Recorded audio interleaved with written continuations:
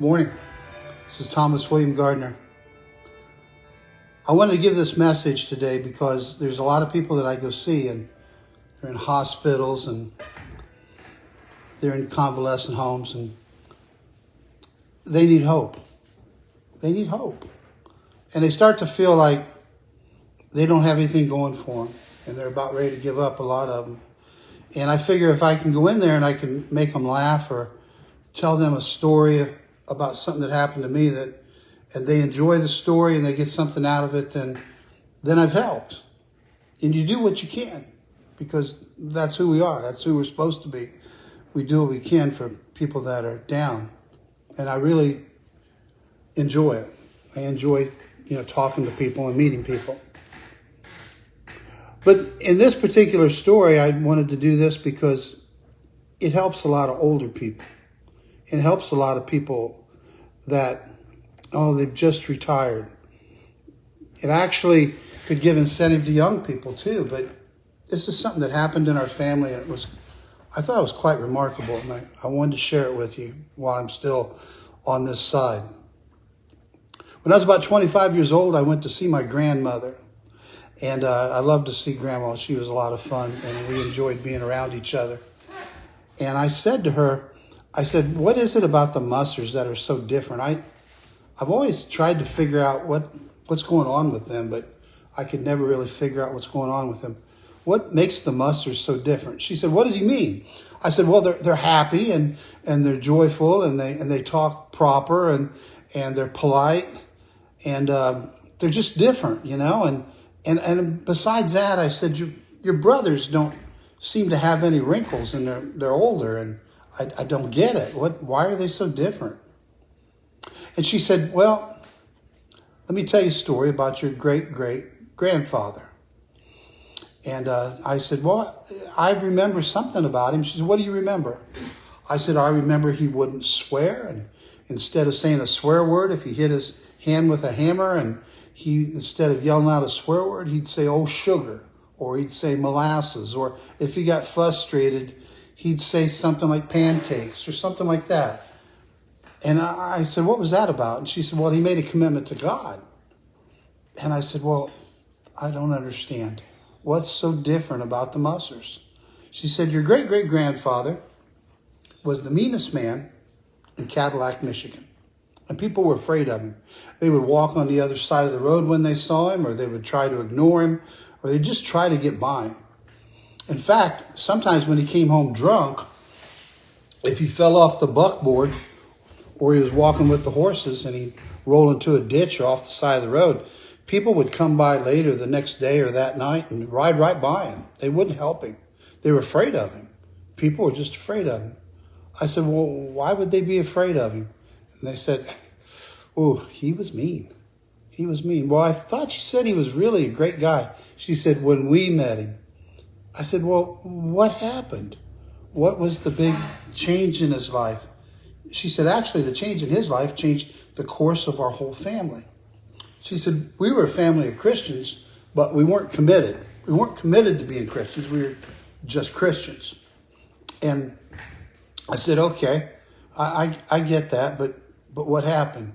She said, we showed up at the door, my mother and my father, and 5 kids, just, three girls, and my mother and my father. And we were down on our luck, and great-great-grandpa at that time, he took us in, and he said, there's no problem. He said, you stay here, you help me out, and save some money, and then you go back out on your own again and try it again, which was really wonderful. And she said, so we did, and we living with great-grandpa, and he was like the father of the house, and he the provider, and he just, we just had him wrapped around our finger. I said, I thought you said he was the meanest man in Cadillac, Michigan. She said, well, he was. She said, he had a daughter, and the daughter started to get sick, and they were together all the time. It was his youngest daughter. And this happened about the time we came, and she said they loved each other very much. And he started to take her to doctors because she wasn't doing very well. And I said, she wasn't? And she said, no. And she said he was very upset. So I thought, well, maybe that contributed to his drinking and being so mean. She said, well, I don't know about that. But she said he came home one day and the doctor was leaving as he was coming in. And she said, you got to understand who he really was. She said, one day, she said, Gladys and I were coming back from school. And it was a spring day. And we were out in the field. And we were cutting across the field. And this prize bull that he owned chased us. And Gladys had red on. And he chased us all the way up to the fence. And we ran up the fence. And we jumped into the tree. And we looked down at him. And he just missed us. We came home laughing about it, and we told Grandpa. And Grandpa said, the bull did what? And he said, well, he chased us. He almost got us, Grandpa, but we were too fast for him. We got away from him. The bull chased you out in the field. We said, yeah, he chased it, but we're okay, Grandpa, we're all right. And he turned, and he went into the barn, and he got a big ball-peen hammer, and he walked out into the field. And we ate steak for a long time. He put him down right out there in the field. And that's kind of who he was. But he's very protective of us. Anyway, he came home that one night. And he wanted to see his daughter. And the doctor was just leaving. And his daughter said, Papa, come in the room. And he came in. He says, doctor just left. He says, and he told Mom that I'm going to die. And he said to her, he says, oh, honey, you're not going to die. Doctor shouldn't have said that kind of thing in the house. And she said, well, he didn't think that I could hear him. And he said, I'm going to die. And he said, don't say that. You're not going to die. That's not going to happen. He says, I'm right here for you. He says, oh, Papa, you're my best friend.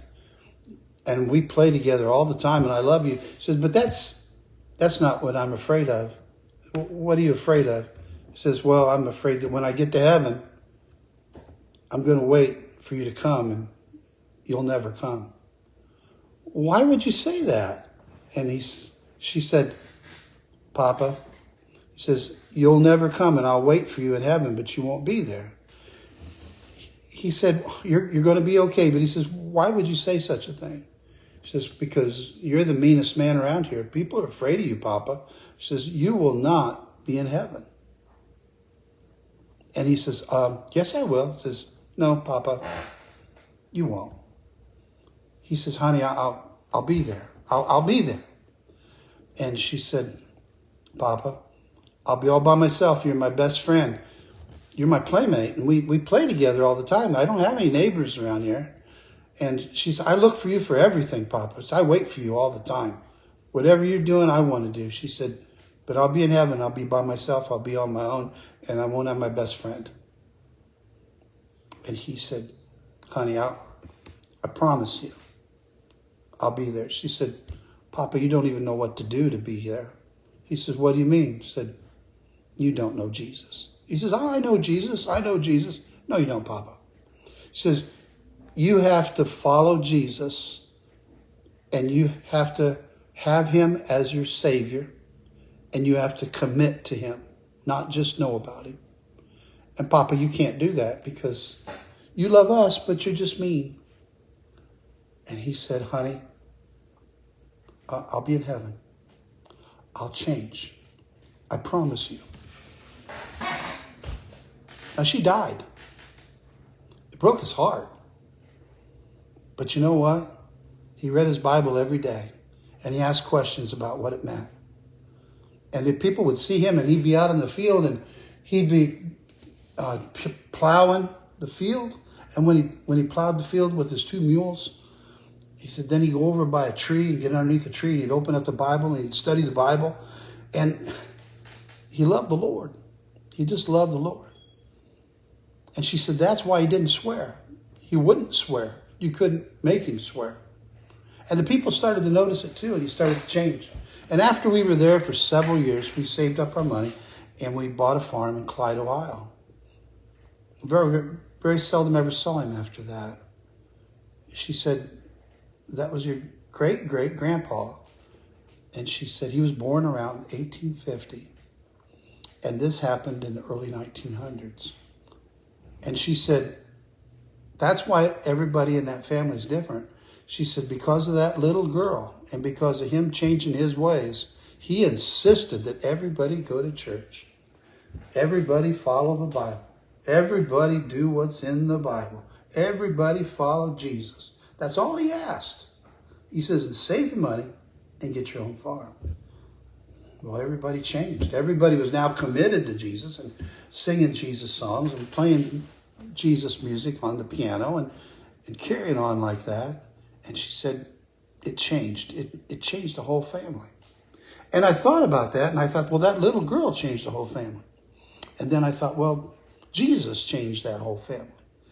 And then I thought, wow, here Grandpa was with his snow white hair down to here, and the girls would take him, and they'd get rags and put solution on it, and they'd roll up the rags, and then it'd be like a permanent, and then you'd have long, curly, thick, white hair. And they would laugh at what his hair looked like. And they'd say, oh, you're beautiful, Grandpa, you're beautiful. And he would let them do that. You know, he was not the meanest man in Cadillac, Michigan anymore. What he was a Christian that loved his family and liked to laugh with his family. Total change. And so when older people say to me, they say, well, what can I do? I'm in a nursing home or I'm up here in the hospital. What difference can I make? What good am I anymore? We talk about that story. You see, at any age, we can change the things around us. We can change who we are if we follow Jesus. Then we can be a new creature in Christ. And this is what people don't understand. So even at an age like that, people can change and people notice it and people care. I've always noticed that in my lifetime, when older people said something to me, I've held on to it my whole life, even to this day. It seems to mean more. So if you're older and you start to think, you know, what good am I doing? You can do a lot of good. Your words are powerful. Well, all you have to do is follow Jesus. Well, these are my thoughts. This is what I wanted to share.